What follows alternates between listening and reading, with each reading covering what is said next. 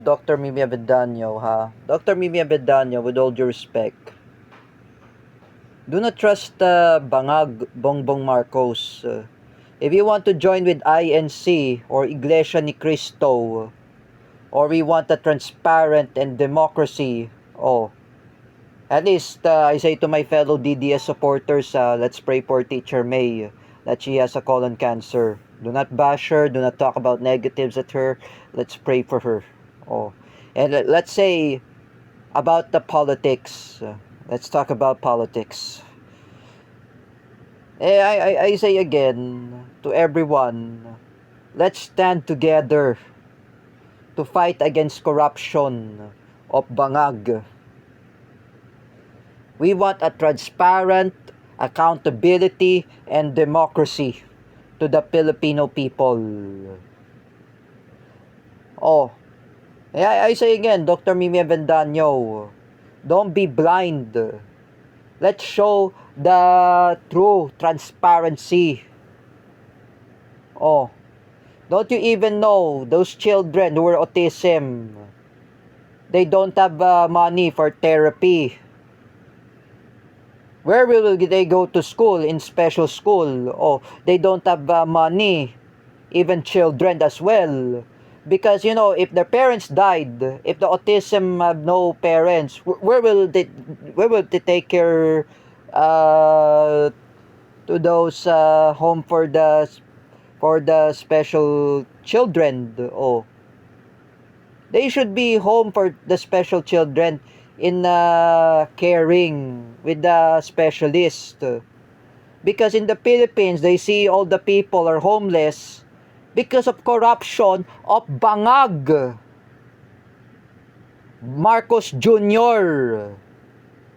If I were you, Dr. Mimi Avendaño, don't be blind. Do you see that Martin Romualdez have steal money to the Filipino people? Don't you even know the corrupt congressman who wants to propose the impeachment against Sara Duterte?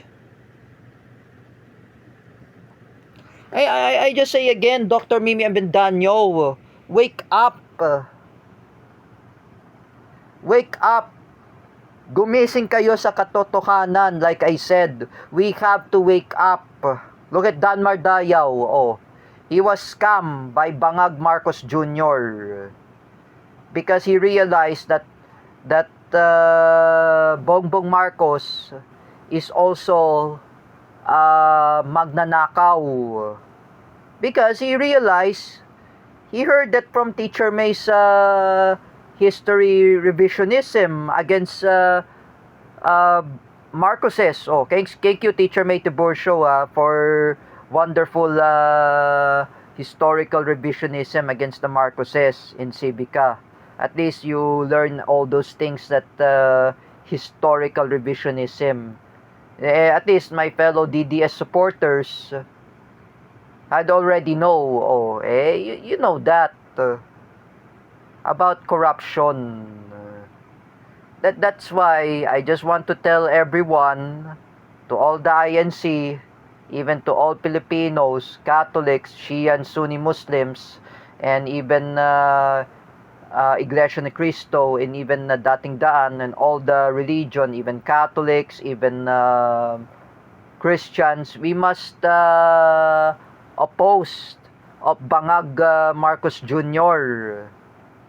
Let me ask you something. To Mami Ellen Oleya, Ferdinand Marcos Sr. is the greatest robbery of the government. Just like his son, Bangag Marcos Jr. is also stealing money for the Filipino people, tax evader. Have you ever seen that corrupt congressman who were involved of the flood control ghost project?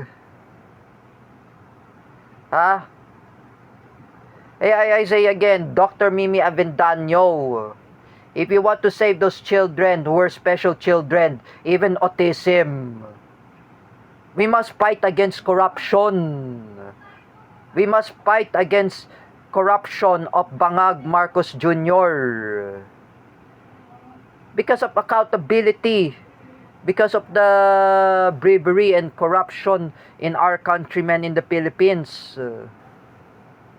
Don't you even know, Dr. Mimi Avendaño, there are lots of corruption in the Philippines, congressman, and even anything. Even you, Teacher Evelyn Caja, I just want to tell you, oh, at least you're pro Duterte. Don't you even seen that Bangag Marcos Jr. had still money to the Filipino people? Oh, they stealing money for the Filipino people. Oh, just like what I'm saying. This is a reality. I urge only to Dr. Mimi Avendaño and Teacher Evelyn Caja, fight against corruption of Bongbong Marcos, of Bangag Bongbong Marcos, to fight against corruption. We want liberated from corruption. I do remember during the time of Rodrigo Duterte and Noynoy Aquino, just like I saw from post from Kuya Rodelio Daguman, he said that during the time of Noynoy Aquino, walang corruption, walang mahirap. He said it. During the time of Rodrigo Duterte, war on drugs, fight against the corruption. That's always to do. That's about corruption. Because you know that Bangag Marcos Jr. is created corruption. If I were say to you, Sangkay Janjan, and Nino Barsaga,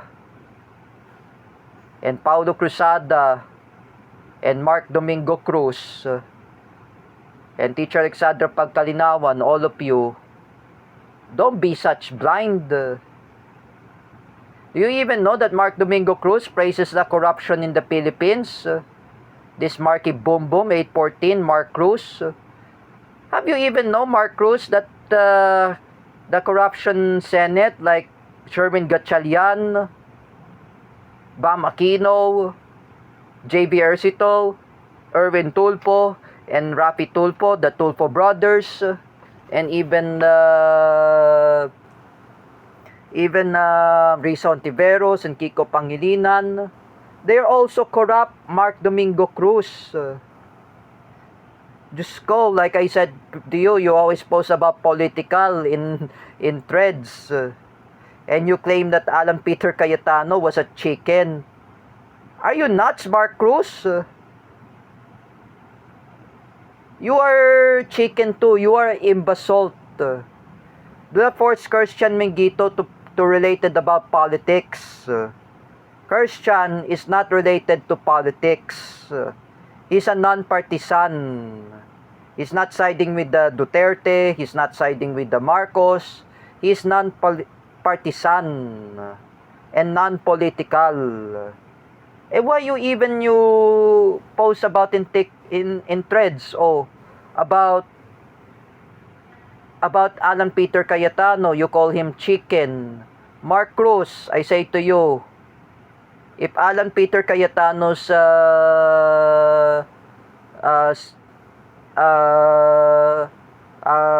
I'm saying he's a lawyer. If he's a lawyer, if Alan Peter Cayetano was a lawyer, even his sister Pia Cayetano was also a lawyer. They will sue against you, Mark Cruz. And you slandering Alan Peter Cayetano was also, what is that? A chicken? He might get sued against you. For me, guys, don't trust Mark Cruz. I say to all my fellow DDS supporters, and even my friends there who were in ASP, do not trust Mark Cruz.